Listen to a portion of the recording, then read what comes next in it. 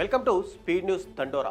తెలంగాణ రాష్ట్రంలో ఏ క్షణమైన పంచాయతీ ఎన్నికల నోటిఫికేషన్ విడుదలయ్యే అవకాశం ఉండగా 3 దశల్లో నిర్వహణకు స్టేట్ ఎన్నికల కమిషన్ అన్ని ఏర్పాట్లు చేస్తోంది. బ్యాలెట్ పద్ధతిలో ఎన్నికలు నిర్వహించాలని నిర్ణయం తీసుకుంది. ఈ నెల 30వ తేదీలోపు ఎలక్షన్ షెడ్యూల్ విడుదల చేయాలని రాష్ట్ర ఎన్నికల కమిషన్ను రాష్ట్ర సర్కారు కోరింది. రిజర్వేషన్ల నివేదికలు అందగానే ఎస్సీకి నోటిఫికేషన్ విడుదల చేయనుంది. అయితే హైకోర్టులో కేసులపై క్షుణ్ణంగా స్టేట్ ఎలక్షన్ కమిషన్ పరిశీలిస్తోంది. కోర్టు ఏమైనా ఆదేశాలు ఇస్తే దాన్ని బట్టి తదుపరి చర్యలుంటాయని ఎస్ఈసీ పేర్కొంది.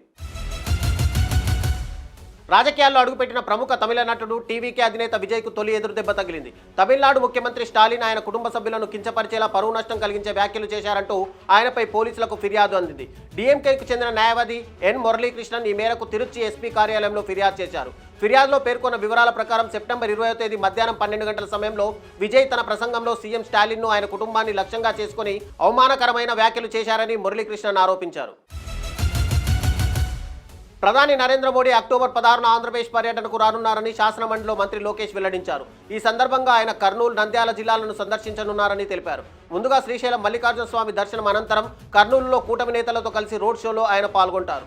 అలాగే జీఎస్టీ సంస్కరణలపై Modi, CM Chandrababu, deputy CM Pawan Kalyan భారీ ర్యాలీకి హాజరవుతారు. రాష్ట్రంలో పలు అభివృద్ధి కార్యక్రమాలకు శంకుస్థాపనలు చేసి ప్రారంభోత్సవాలు కూడా చేయనున్నారని చెప్పారు. ఏపీలో కూటమి సర్కార్పై క్రమంగా విమర్శల దాడి పెంచుతున్న పీసీసీ చీఫ్ వైఎస్ షర్మిల ఇవాళ మరో బాంబు పేల్చారు. రాష్ట్రంలోని దళిత వాడల్లో 5,000 ఆలయాలు నిర్మించాలన్న టీటీడీ నిర్ణయాన్ని తీవ్రంగా వ్యతిరేకిస్తున్నట్టు తెలిపారు. వీటిలో దళితులను పూజారులుగా నియమిస్తారా అని ఆమె ప్రశ్నించారు. సీఎం చంద్రబాబు ఆర్ఎస్ఎస్ వాదిగా మారిపోయి బీజేపీ సిద్ధాంతాలను నెత్తినెత్తుకున్నారని షర్మిల ఆరోపించారు. బీజేపీ ఒక మతతత్వ పార్టీ అని, మతాల మధ్య చిచ్చుపెట్టే పార్టీ అని విమర్శించారు. ఏపీలో చంద్రబాబు అన్యాయ పాలన చేస్తున్నారని వైఎస్ఆర్సీపీ స్టేట్ కోఆర్డినేటర్ సజ్జల రామకృష్ణారెడ్డి ఆరోపించారు. ఓట్లను తొలగించడం, వ్యవస్థలను మేనేజ్ చేయడం చంద్రబాబుకు తెలుసన్నారు. ప్రతి వైఎస్ఆర్సీపీ కార్యకర్త అప్రమత్తంగా ఉండాలని, బూత్ లెవెల్లో నిత్యం పరిశీలిస్తూ ఉండాలని సూచించారు. ప్రజలకు సంక్షేమం అందించడమే అజెండాగా జగన్ పాలన సాగిందని, సంస్థాగతంగా పార్టీ నిర్మాణంపై దృష్టి పెట్టామని, భవిష్యత్తులో వైఎస్ఆర్సీపీ స్పష్టమైన కార్యాచరణతో ముందుకు వెళ్తోందన్నారు. రాబోయే పాలనలో కార్యకర్తలకే ప్రాధాన్యత ఉంటుందని తెలిపారు.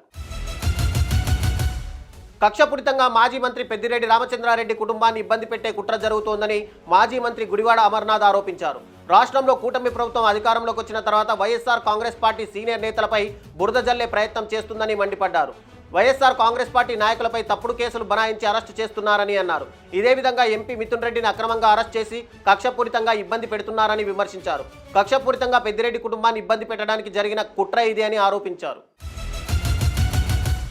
సిపిఐ నారాయణ పార్టీలోని కీలక పదవుల నుంచి తప్పుకున్నారు. గత కొన్నేళ్లుగా సిపిఐ జాతీయ కార్యదర్శిగా వ్యవహరిస్తున్న నారాయణ తన పదవి నుంచి రిటైర్మెంట్ తీసుకున్నారు. పంజాబ్ చండీగఢ్లో జరిగిన 25వ సిపిఐ మహాసభల్లో కీలక నిర్ణయాలు జరగగా ఈ సందర్భంగా సిపిఐ జాతీయ ప్రధాన కార్యదర్శి రాజాను మినహాయించి 75 ఏళ్లు నిండిన వాళ్ళందరినీ తప్పించాలని నిర్ణయం తీసుకున్నారు. కొత్త వాళ్లకు అవకాశాలు ఇవ్వడం, యువతకు ప్రాధాన్యత ఇవ్వాలనే అంశాలపై గతంలో విజయవాడలో జరిగిన పార్టీ మహాసభల్లోనే ప్రధానంగా చర్చ జరిగింది. దానికి అనుగుణంగానే 75 ఏళ్లు నిండిన వాళ్ళందరినీ పదవుల నుంచి తప్పించారు. హైదరాబాద్ నగరంలోని మల్లేపల్లి ఐఐటీ ప్రాంగణంలో అడ్వాన్స్డ్ టెక్నాలజీ సెంటర్ను ముఖ్యమంత్రి రేవంత్ రెడ్డి ప్రారంభించారు. ఈ సందర్భంగా రాష్ట్రంలో 65 ఏటీసీలను వర్చువల్గా స్టార్ట్ చేశారు. రాష్ట్ర వ్యాప్తంగా ఉన్న ఐఐటీలను ఏటీసీలుగా ప్రభుత్వం మార్చిందని, చదువుతో పాటు విద్యార్థులకు సాంకేతిక నైపుణ్యం నేర్పించాలని అన్నారు. స్టూడెంట్స్కు చదువుతో పాటు నైపుణ్యం కూడా అవసరమని, యువతలో నైపుణ్యాల పెంపు కోసం టాటాతో చర్చలు జరిపామని సీఎం రేవంత్ రెడ్డి పేర్కొన్నారు. ఇక ఐటీఐలను అడ్వాన్స్డ్ టెక్నాలజీ సెంటర్లుగా మార్చామని ముఖ్యమంత్రి రేవంత్ రెడ్డి తెలిపారు. ఆసియా కప్ 2025 టోర్నీలో వరుస విజయాలతో దుమ్మురేపుతున్న టీమిండియా తుదిపోరుకు సిద్ధమైంది. ఓటమెరగని జట్టుగా ఫైనల్ చేరిన సూర్యాసేన ఆదివారం జరిగే ఫైనల్లో దాయాది పాకిస్తాన్తో తుమి తేల్చుకోనుంది. ఈ టోర్నీలో ఇప్పటికీ వరుసగా 6 విజయాలు సాధించిన టీమిండియా అదే జోరులో పాకిస్తాన్ను మట్టి కరిపించి టైటిల్ కైవసం చేసుకోవాలనే పట్టుదలతో ఉంది. ఇప్పటికే ఈ టోర్నీలో 2 సార్లు పాకిస్తాన్ను భారత్ మట్టి కరిపించింది.